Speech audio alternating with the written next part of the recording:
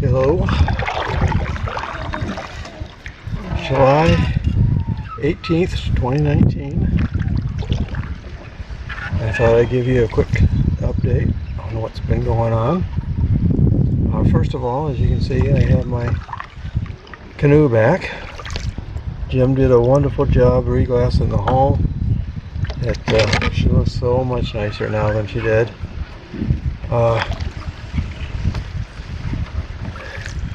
And it definitely did. It was delaminating. He ended up being able to just pull the old epoxy, or not epoxy, but the old fiberglass right off the hull. Almost all of the hull. Only stuck in a few places. So anyway, I picked it up on Monday the 15th. Went down to Clear Lake, Iowa, and exchanged his loaner boat, which I never got to use, with my canoe. We went out for a quick paddle. Unfortunately, it was very, very, very windy that day. I left my video camera at home accidentally anyway, but even if I'd had it with me, it really wouldn't have worked very well. It was just too windy. So anyway, where I am right now is I'm up just south of Ely at Birch Lake. I brought you here a couple of years ago, just before I started my Kawishwe Triangle trip. So I'm here again, camping at the Forest Service campground. And this is actually my third paddle of the year, because I got out this morning real quick. I got a short paddle. That one I didn't really have time to mess around with video and everything, because I had things I needed to do. And so, like I said, what am I doing up here anyway? No, I'm not about to go on a trip. Probably won't get to go out on one until, well, I won't be able to go out on one until the end of August, if even then. But anyway, that brings me to the subject of house hunting. Just a quick update on that. Some exciting news. First of all, my wife and I decided that it really wasn't worth trying to find a place in Babbitt just to buy for a couple of years and then move again. We decided we would start looking for our forever home in Ely instead. So we did that. We started looking online. We identified 4 properties that looked like they would fit our needs. Early July, just before the 4th of July, we made a trip up here to check those properties out, and we very quickly eliminated 3 of them. Now the 4th one actually exceeds our needs, which is causing a little bit of a problem. But I'd rather have something that exceeds our needs than something that doesn't quite meet our needs and having to do stuff to make it meet our needs. But this one actually exceeds. I love it. My wife isn't quite so sure that she loves it. And there's no perfect home, so there are things that we will want to do eventually, but we don't have to do them right away. And so yeah, it's not real. There's not really a lot to choose from, to tell you the truth, especially in the kind of house that we're looking for. So we thought about it for a while. I watched the internet to see if anything else would pop up. 1 or 2 other houses came up, but we quickly, just from viewing them on the internet, knew right away that they weren't going to work either. So what I did was I had my brother, who's a contractor, or has been a contractor in Wisconsin, come over to do a quick check over of the not really an inspection per se, but a quick look over. And so we actually did that inspection, or that whatever you want to call it. We did it today. And so that's why we had a 9 o'clock appointment with a realtor this morning to go over the house. So that's why I didn't have much time for a paddle this morning. Anyway, the good news is that it checked out as far as my brother is concerned, and I ended up making an offer, writing up an offer for the place.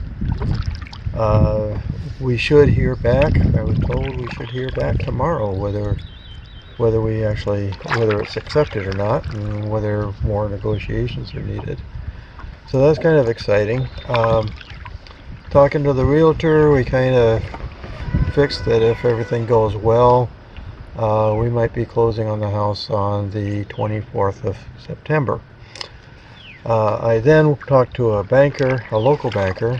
I'd already gotten loan approval from our personal bank back in Rochester, but thought I should try a bank up here as well. And so I talked to a banker this afternoon, and he'll be getting back to us by Monday with the results of that. Shouldn't be a problem. We didn't have any problem at all with the initial bank we went to back in Rochester.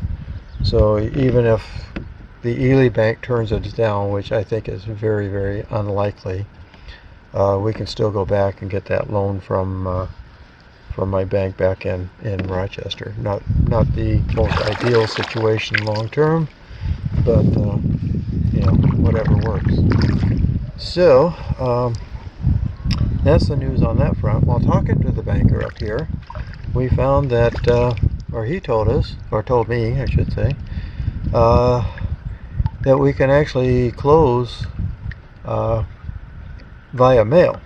We don't necessarily have to be here in person, and that's kind of why things were pushed off until September 24th. Was that our realtor didn't think we'd be able to do anything until right at the end of August, when I'm doing my Boundary Waters trip, or the beginning of September when I've got all kinds of other things going. So the date was really set by me as being my next available time, coupled with when the realtor thought realistically we'd be able to do a closing. So there's a possibility that if we do it by mail that we could actually close earlier. Just have to see how things work out. But anyway, the next step, the next thing we're waiting for now is for the seller to come back and accept our offer or come up with a counter offer. And if he does that, then of course we have to decide on that. And then the next step, of course, after that is to get the house truly inspected by a local inspector and have it pass inspection. Again, I don't think there'll be any issues with that, but you know, they'll do a more thorough job than what my brother could do, and in the time that he was given. And so yeah, there's still a few hoops to go through and a few steps to do, but we're on our way. You know, as I mentioned, I'm planning on doing a Boundary Waters trip, making another 2-week-long trip at the end of August. I haven't made any permit reservations yet or anything, because I've been kind of waiting for all this other stuff to fall into place. So we'll have to play that by ear. Hopefully, I do have some ideas in mind of trips that I want to do.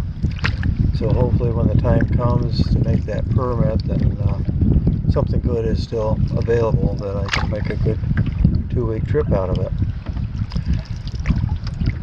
As anticipated in my last update, my life has been extremely busy. Has continued to be extremely busy. Of course, with my brother-in-law being here for 6 weeks, and he still has just under a week left of that trip, of his visit. It really hasn't left me much time to do anything else. I finally started editing my pictures from my North Shore trip back in right back at the beginning of June. Mainly because I have to, because I've got Blueberry Fest coming up a week from now. So tomorrow I head back home. I get to work right away on photos, getting ready for Blueberry Fest. Take a little bit of a break Tuesday afternoon to take my brother-in-law back to the airport. And then Wednesday I pack up, and Thursday I'm right back up here again for Blueberry Fest. And while I'm at Blueberry Fest, I'm going to be staying right here at the campground on Birch Lake. I'm not going to be at the same campsite, but I will be at the same campground. One other thing I should have mentioned is that I actually have the same campsite this trip as what I had the night before I started my Kawashui triangle trip. So it's a nice campsite, nice water access.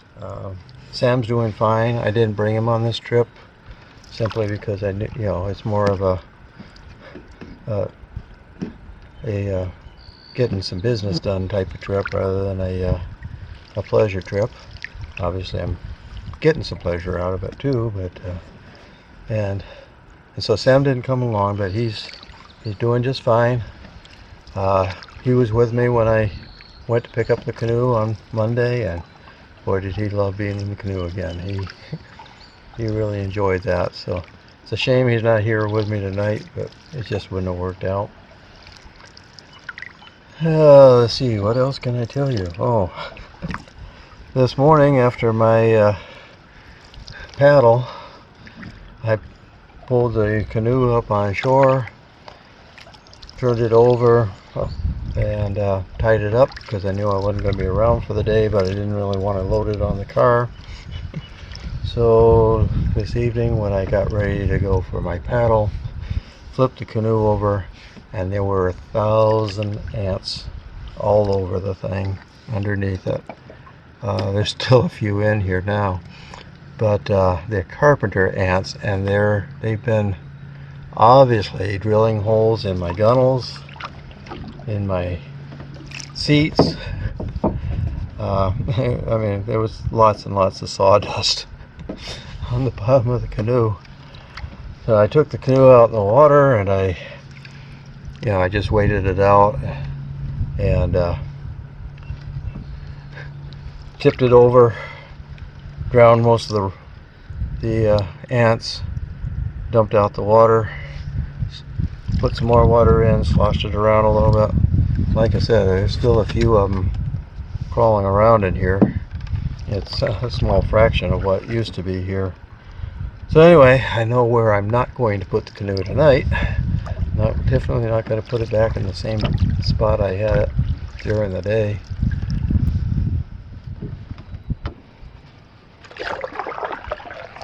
It's been rather breezy today. We had a big front go through last night. Lots of thunderstorms and everything, so we obviously have high pressure moving in today, which we've had quite the strong wind from the west, so that kept me from getting out on the water very early. And as it was when I first got out, it was pretty choppy.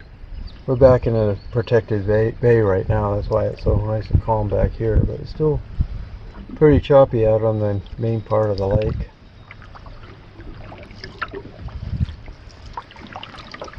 But it's nice being out here. It feels so good. So good to be paddling again. I waited way too long this summer to be able to get out in the canoe. And so now, in the span of what, 4 days, I'm now on my third paddle. I'll probably take another paddle tomorrow morning before loading up and heading for home.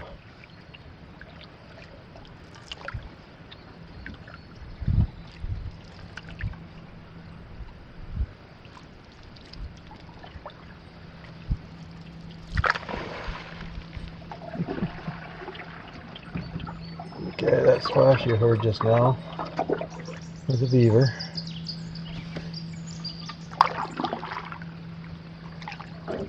See if he surfaces again.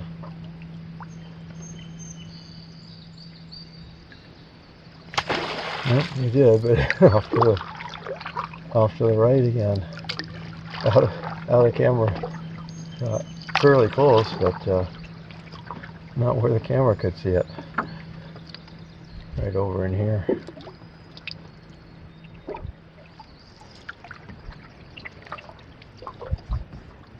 As you can see, it's getting close to sunset. It's about 20 after 8.